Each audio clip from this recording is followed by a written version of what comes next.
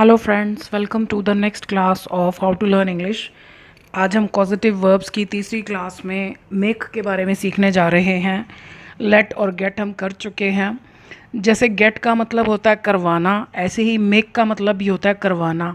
Gate में आप देखिए उसमें है कि गेट में सब्जेक्ट किसी पर डिपेंड हो रहा है, किसी की हेल्प लेकर कोई काम करवा रहा है, क्योंकि वो उस काम को खुद नहीं कर सकता। जैसे लोग कपड़े धुलवाते हैं, घर पर सर्वेंट को रखते हैं, बाल कटवाते हैं, क्योंकि खुद नहीं काट सकते। इसमें जो काम करवाना है ये ज़बरदस्ती यानी डंडे के ज़ोर पर।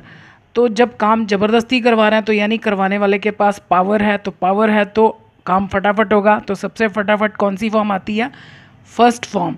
गेट में क्या है, हम किसी पर डिपेंडेंट हो गए, हाथ पैर जोड़ रहे हैं, तो जब दूसरों के डिपेंडेंट हो गए तो वो काम को फटाफट नहीं करते, लटका लटका कर करते हैं। तो सबसे लटका कर वर्ब की कौन सी फॉर्म आती है? Third form. सो गेट वाले सेंटेंसेस में गेट, उसके बाद ऑब्जेक्ट, लास्ट में हमेशा थर्ड फॉर्म आती है। मेक में क्या है कि पावर है, करवाने वाले के पास पावर है, क्योंकि वो ज़बरदस्ती करवा रहा है तो पावर वाले का काम तो फटाफट होता है। तो फटाफट कौन सी फॉर्म आती है? First form. तो इसका पैटर्न क्या है कि सब्जेक्ट, सब्जेक्ट के बाद मेक, जो भी टेंस हो। यहाँ पर मेक का मतलब बनाना नहीं है, मजबूर करना। उसके बाद किसको मजबूर किया, फिर क्या काम करने के लिए मजबूर किया। अब हिंदी में बहुत बार मजबूर करना लिखा हुआ नहीं दिखाई देगा, हमें सेंटेंस की सेंस को समझना है। जैसे पहला सेंटेंस देखो, टीचर ने सेम सेंटेंस स्टूडेंट से 5 बार लिखवाया। एक होता लिखना, राइट का मतलब होता लिखना, लिखवाने की तो कोई इंग्लिश है ही नहीं। तो आपने किसी से कोई काम ज़बरदस्ती कराया यानी आपने उसको मजबूर किया। द टीचर, अब यहाँ पर हम राइट नहीं लिखेंगे क्योंकि टीचर ने नहीं लिखा, लिखा तो स्टूडेंट्स ने, टीचर ने तो खाली लिखवाया यानी इनको मजबूर किया। द टीचर मेड, मजबूर किया किसको? The students. यहाँ पर फिर टू मत लगाना भूल कर भी, जैसे मैंने आपको लेट के केस में समझाया था, यहाँ टू नहीं, only first form. Right the same sentence 5 times. अब यहीं पर मैं आपको इसका पैसिव वॉइस भी बता देती हूँ, क्योंकि पैसिव वॉइस में टू लगता है जैसे लेट वाले में लगता है।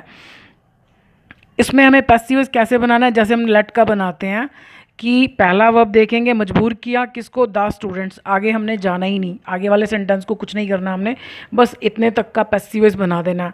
So the students were made by the teacher.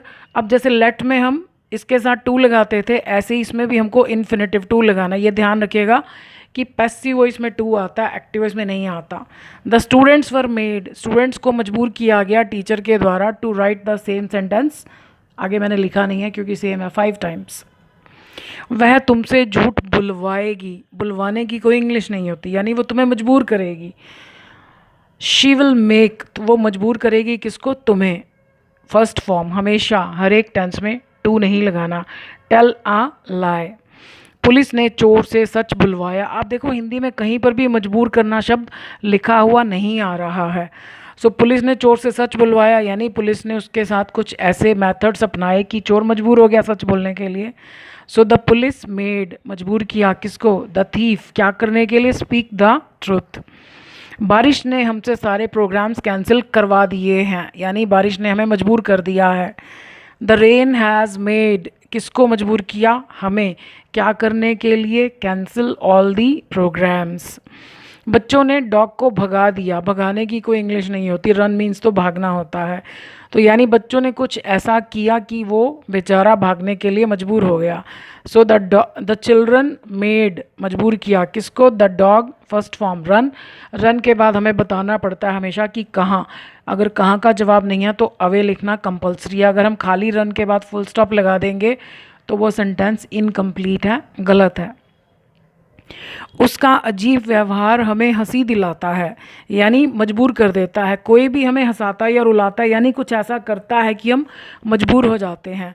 So his strange behaviour makes किसको? अस, क्या करने के लिए? Laugh, first form.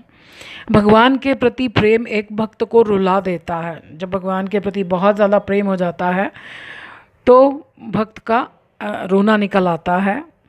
The love for God, जो भगवान के लिए प्रेम है वो क्या करता है? मेक्स, किसको मजबूर करता है? आ डेवोटी, भक्त, first form. Cry for him, ये हिम किसके लिए आया? गॉड के लिए आया।